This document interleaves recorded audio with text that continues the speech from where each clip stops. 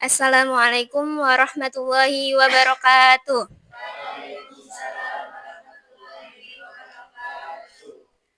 Alhamdulillahirrabbilalamin wa bihi nasta'in wa ala umur dunya waddin wassalatu wassalamu ala asrofil anbiya'i wal mursalin wa ala alihi wa sahbihi ajmain amma ba'du.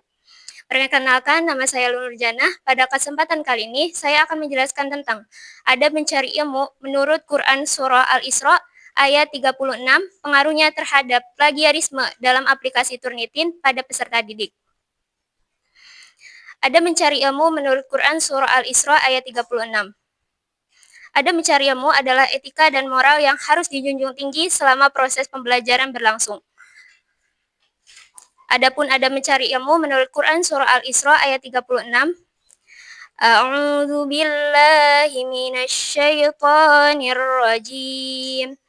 Bismillahirrahmanirrahim.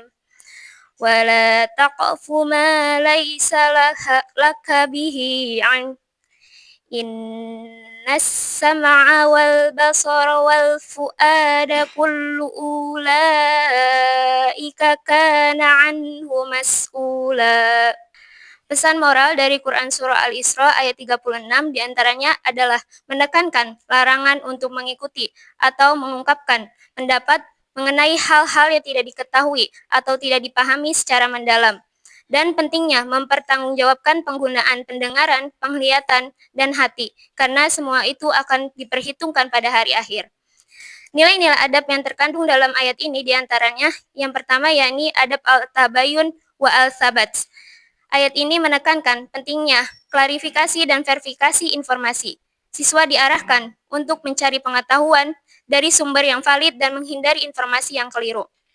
Lalu yang kedua, ada adab al-nazhar wa al-bats. Mencari ilmu harus disertai kemampuan berpikir kritis, meneliti dan menganalisis, bukan sekadar menerima informasi apa adanya. Yang ketiga yaitu amanah ilmiah. Setiap ilmu harus dipertanggungjawabkan, sehingga siswa dituntut jujur dan tidak menyalahgunakan atau menyalin ilmu tanpa memahami dan menyampaikan dengan benar. Lalu plagiarisme. Praktik plagiarisme pada peserta didik. Plagiarisme secara terminologis adalah proses pencurian gagasan, pemikiran, objek, dan hasil penelitian dalam bentuk data atau kata-kata tanpa memberikan penghargaan.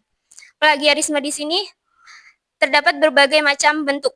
Yang pertama, plagiarisme langsung adalah bentuk plagiarisme di mana seseorang menyalin teks dari sumber lain secara persis tanpa memberikan atribusi yang tepat.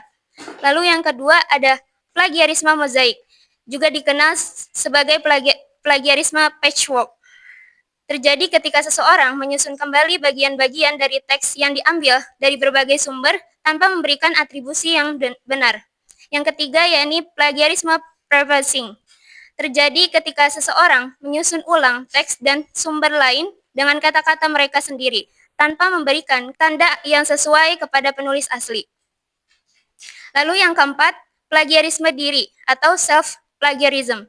Terjadi ketika seseorang menggunakan karya mereka sendiri yang telah dipublikasikan sebelumnya, tanpa memberikan penjelasan atau izin. Lalu yang kelima, plagiarisme tidak disengaja adalah bentuk plagiarisme yang terjadi karena ketidaktahuan atau kelalaian dalam memberikan atribusi yang benar.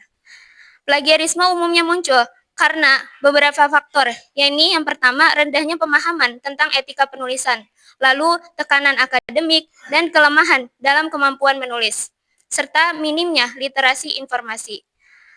Dan dampaknya sangat serius. Yang pertama, mulai turunnya integritas ilmiah, melemahnya proses pembelajaran, hilangnya kepercayaan akademik, hingga sanksi yang dapat merusak reputasi peserta didik. Plagiarisme muncul ketika adab seperti kejujuran, amanah, dan kemampuan berpikir kritis melemah. Lemahnya nilai adab membuat siswa cenderung meniru tanpa memahami. Tantangan era digital termasuk penggunaan AI tanpa verifikasi memperkuat pentingnya amanah ilmiah. Dengan demikian, semakin kuat pemahaman dan pengamalan adab menuntut ilmu menurut Quran Surah Al-Isra ayat 36, semakin kecil kemungkinan seseorang melakukan plagiarisme. Adab dalam ayat ini bukan hanya sopan santun, melainkan prinsip moral yang menuntun cara memperoleh ilmu harus benar, jujur, terverifikasi, dan amanah menjadi benteng moral di era digital. Solusi atau upaya dalam mencegah plagiarisme diantaranya yang pertama, solusi internal, yakni penguatan kejujuran akademik, yaitu komitmen peserta didik untuk mengakui sumber dan menyajikan data secara benar. Lalu yang kedua, literasi informasi juga perlu ditingkatkan agar siswa mampu mencari, menilai, dan menggunakan informasi secara tepat sehingga tidak mudah melakukan plagiarisme. Selain itu, etika digital harus ditanamkan agar teknologi digunakan secara bijak dan tidak disalahgunakan dalam proses akademik. Pembiasaan tabayun pun penting dilakukan dengan memeriksa kebenaran informasi sebelum mengutip sehingga peserta didik terbiasa bersikap kritis dan bertanggung jawab. Lalu ada solusi eksternal yang meliputi pemanfaatan aplikasi pendeteksi plagiarisme seperti Turnitin sebagai alat pembinaan bukan sekedar pengukur presentase. Turnitin membantu memeriksa kesamaan teks, namun tetap membutuhkan penilaian dan penulisan dan pembimbingan untuk menafsirkan laporan secara tepat.